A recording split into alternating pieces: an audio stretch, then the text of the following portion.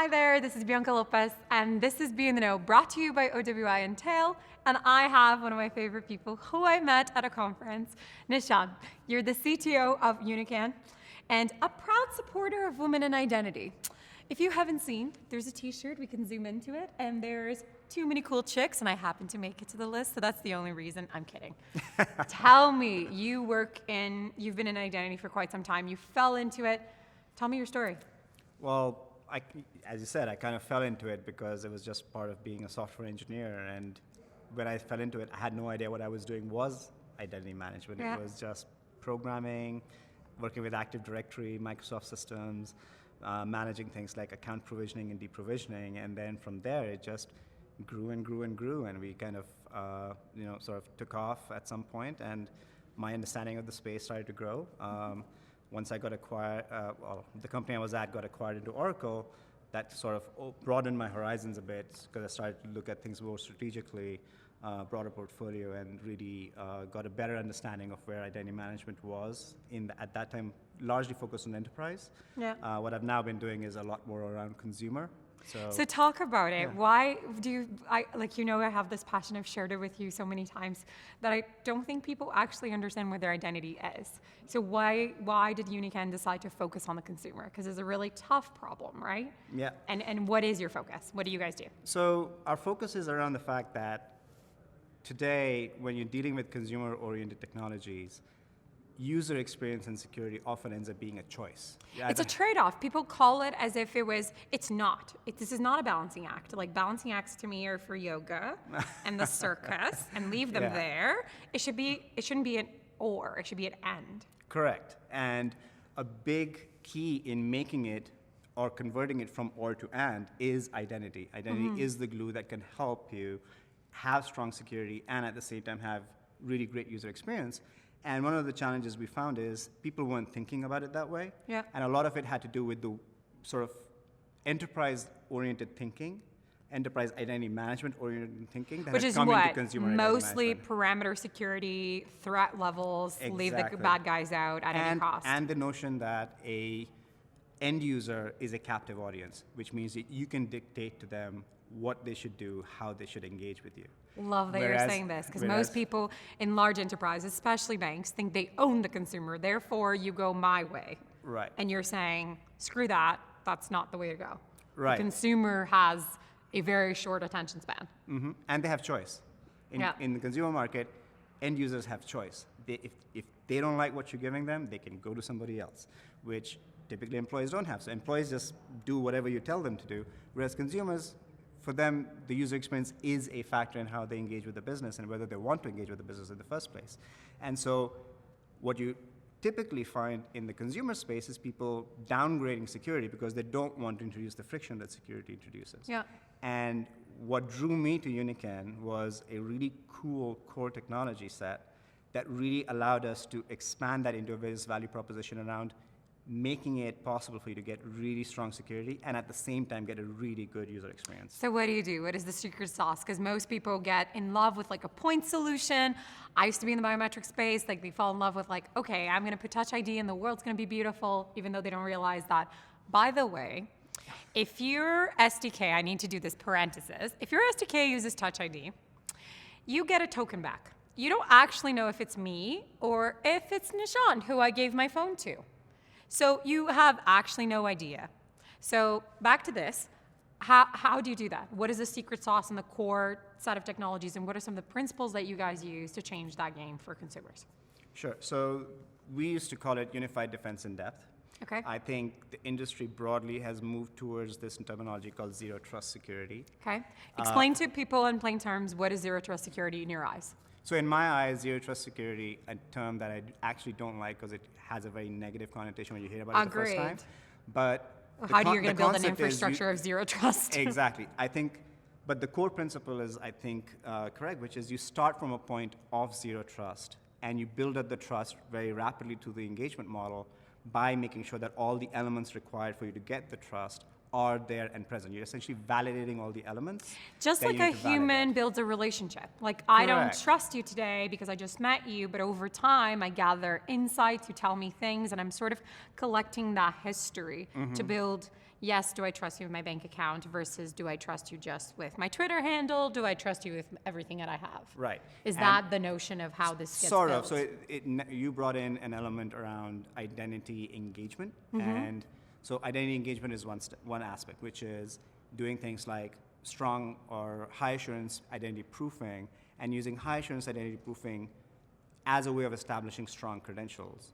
Okay. But then you have the ongoing engagement where you're not going to go through that each and every time the user is engaging. And Which that's is where my you have- biggest problem, right? Right. Like people do KYC as a linear thing, as Right. if the same way I build a relationship with you, I just met you. Imagine if you were now, I was asking you the same questions I asked you the first time I met you. Exactly. It's like, I'm a really bad listener. That's not a way of, I think, building trust. How do we use data, or what is the platform at Unicron doing to sort of keep that build up of my identity and sort of stronger assurance that, yeah, it is really you, and here's all the other things that I learned about you. Right. And you're calling that identity engagement, right?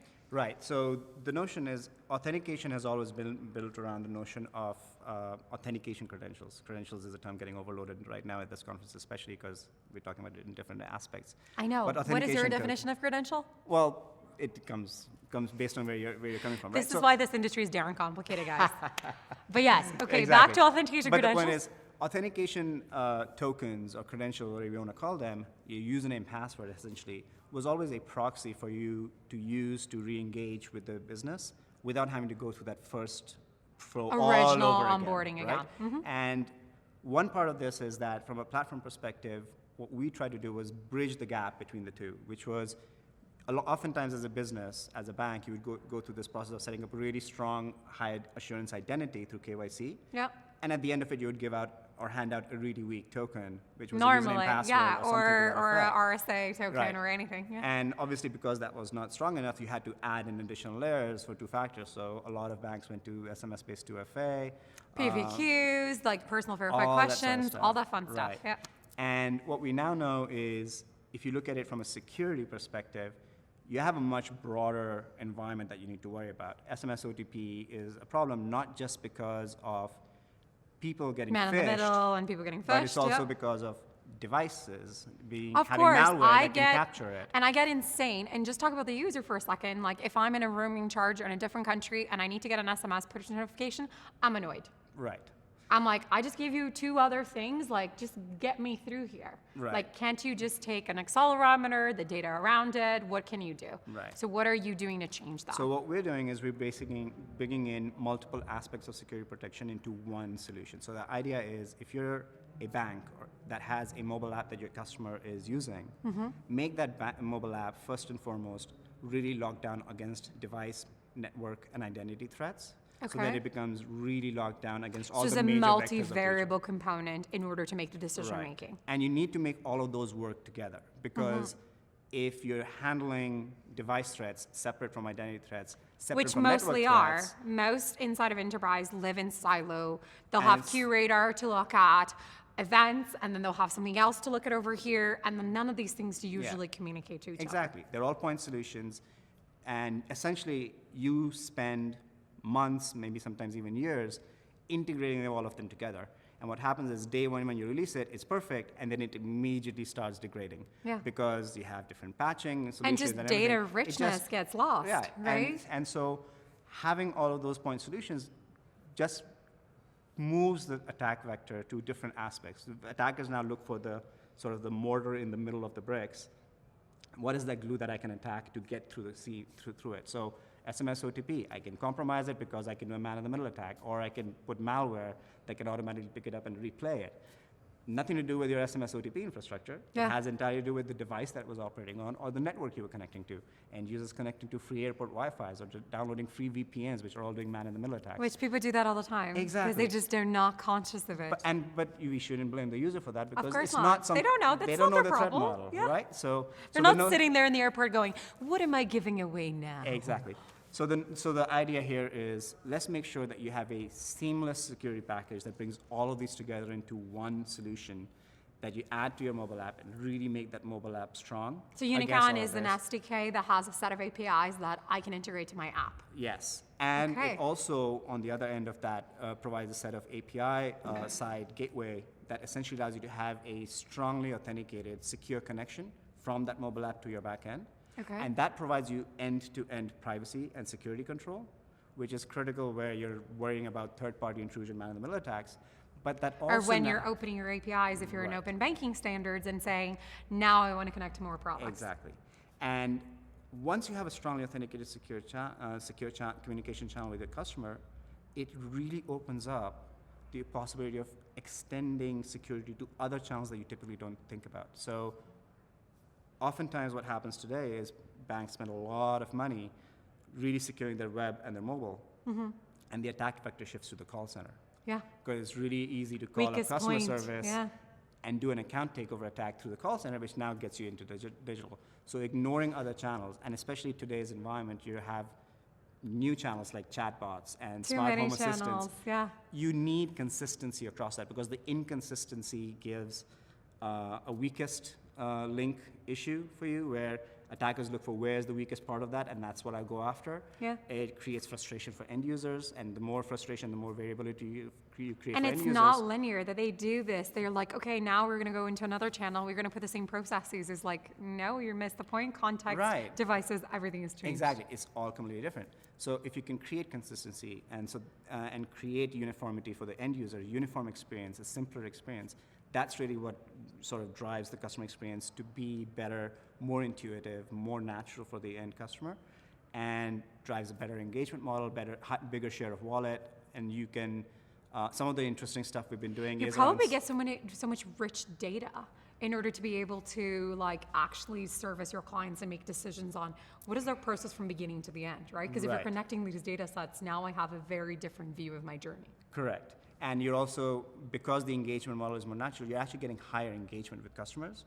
So we've seen, each of our customers has seen 100 to 300% increase in customer engagement. That's amazing. Because the security actually made the user experience better, allowed more utility in the mobile app. Yeah, because now I can give you more. more stuff, like more Exactly. access to things, because I have a higher degree of Exactly. assurance. So really, it's unlocking a lot of these sort of digital transformation opportunities that banks want and various organizations want to have and have been sort of held back from because of security concerns or customer experience concerns. Again, that whole balance and choice that they have to Stop make. the trade-off unless you're all turning into yogis, okay? That's the news for the day. You've been coming to OWI for a few years now? Or is this your Yeah, first this is year my first at as a No. vendor and no? Yeah. That's exciting. What has it been like for you as an experience?